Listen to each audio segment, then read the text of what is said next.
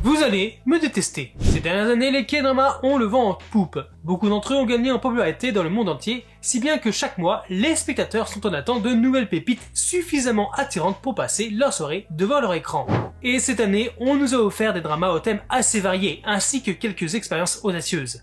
Mais si certains ont salué leur innovation avec des retours assez élogieux, d'autres n'ont pas réussi à attirer le public en raison de leurs intrigues trop progressistes ou anachroniques. Ainsi, à l'occasion de son 19e anniversaire, le site Judge News 24 a mené un sondage du 18 au 25 septembre dernier, demandant à près de 200 professionnels de l'industrie de voter pour les pires K-dramas de 2023. Ces experts comprenaient des personnels d'agences de divertissement, de chaînes de télévision, d'équipes de production, des producteurs de contenu et des journalistes. Au total, ils se sont donc entendus sur un top 10 des pires dramas de l'année. Et c'est assez choquant. 왕이다!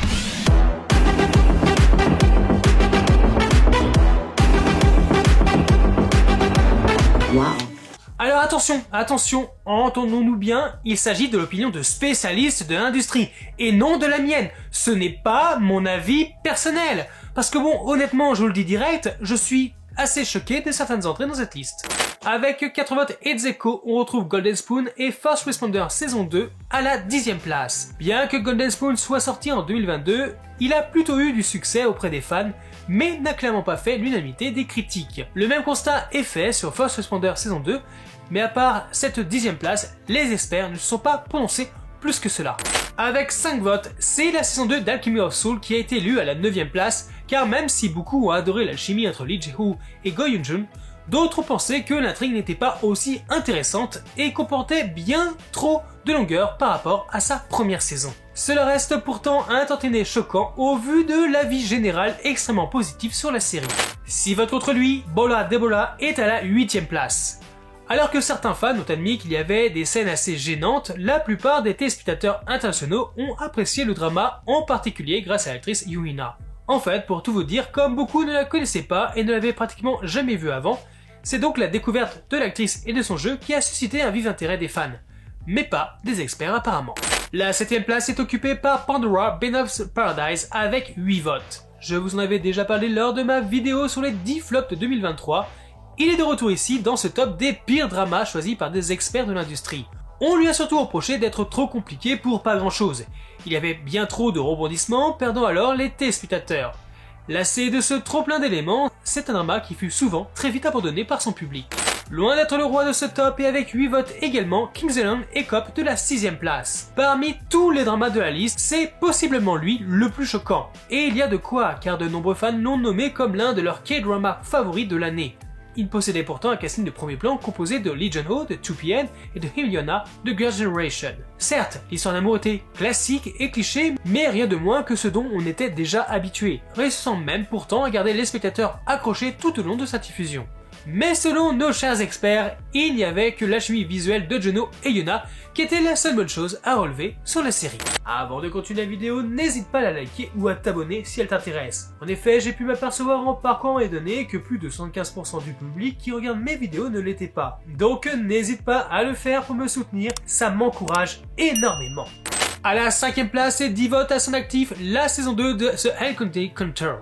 Revenu après une longue attente, quand l'annonce de la série rempilait pour la saison 2, les fans étaient excessivement excités. Au début, ils ont adoré la chimie entre les stars, considérée rapidement comme le K-drama parfait pour beaucoup. Pourtant, pour les experts, cela n'a pas été à la hauteur du battage médiatique et de la qualité de la première saison, ce qui n'est pas inhabituel pour les séries en général. Mais encore une fois, c'est le choc, qu'à quel niveau les points de vue semblent contraster avec ceux des fans qui ont eux adoré le K-drama. My Lovely Boxer prend la 4e place avec 13 votes de nos experts, bien qu'il n'ait pas partagé beaucoup de détails sur les raisons de ce choix. Mais ce qui a surtout été souligné est le scandale d'intimidation qui a entouré la chanteuse et actrice Kim So-hee, y compris sa controverse sur l'abus présumé d'alcool auquel elle a dû faire face.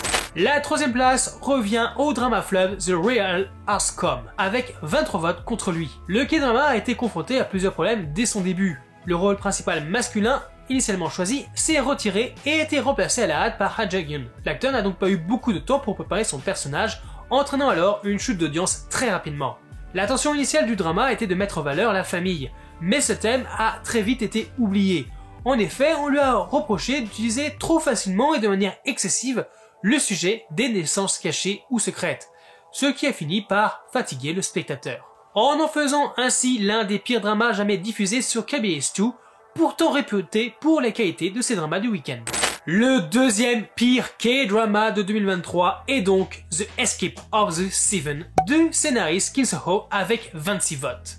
Le drama est une histoire de vengeance qui suit la lutte de 7 méchants impliqués dans la disparition d'une jeune fille et de leur châtiment. Malgré le buzz et le succès de Say the Bad House du même scénariste, son travail n'a pas réussi à susciter le même succès cette année. Pourtant, certains fans internationaux ont adoré le drama et l'intensité de la série, tandis que les critiques ont jugé les intrigues trop provocantes. The Escape of the Seven a constamment suscité la controverse pour avoir présenté des thèmes désagréables et controversés comme les sugar daddy, les grossesses scolaires, la maltraitance des enfants et bien sûr le meurtre. Ces mêmes experts ont déclaré que le drama avec sa surstimulation avait dépassé la limite du tolérable et était devenu plus une source de stress plutôt que de divertissement pour tous. En bref, ils ne voulaient pas d'un deuxième The Penthouse. Et enfin, le pire K-drama de 2023, trônant au sommet avec ses 37 votes contre lui, est Julian's Affair. Et même s'il a gagné beaucoup de reconnaissance dans le monde entier, obtenant ainsi des audiences grandissantes tout au long de sa diffusion, il a pourtant été jugé, controversé, pour la relation amoureuse incestueuse entre la belle-mère et sa belle-fille, l'intrigue de la femme de ménage devenue chamane après avoir été possédée par un fantôme, ou encore pour l'histoire de la belle-fille d'une famille Chaebol qui a exigé une maternité de substitution. Pour les experts, ce sont des intrigues non conventionnelles qui leur ont fait voter pour ce drama comme étant le pire. Même si le drama a de plus en plus tendance à proposer de la différence, il est clair qu'il était difficile de s'asseoir avec toute la famille un soir de week-end devant Julian's Affair. Sans parler de la fin du drama, jugée par l'ensemble des votants et des retours des spectateurs comme totalement absurde et complètement folle. Voilà, c'était donc le top 10 des pires dramas de 2023 selon les experts de l'industrie. Certains lus de ces listes me choquent quand même, et pas seulement parce que j'ai pu les aimer cette année, mais tout simplement car ces experts sont hyper durs avec eux. Bien sûr, pour ceux que je n'ai pas encore pu voir ou que j'ai à peine commencé, je ne saurais dire, je verrai donc en temps et en heure. Mais ceci est évidemment le sujet de bien d'autres vidéos. J'espère en tout cas que la vidéo vous a plu, n'hésitez pas à me dire quels dramas sont pour vous les pires de cette année, et bien sûr en me précisant bien pourquoi. Sur ce, je vous dis à bientôt dans une nouvelle vidéo, et bien sûr dans les commentaires. Bye Dramavore.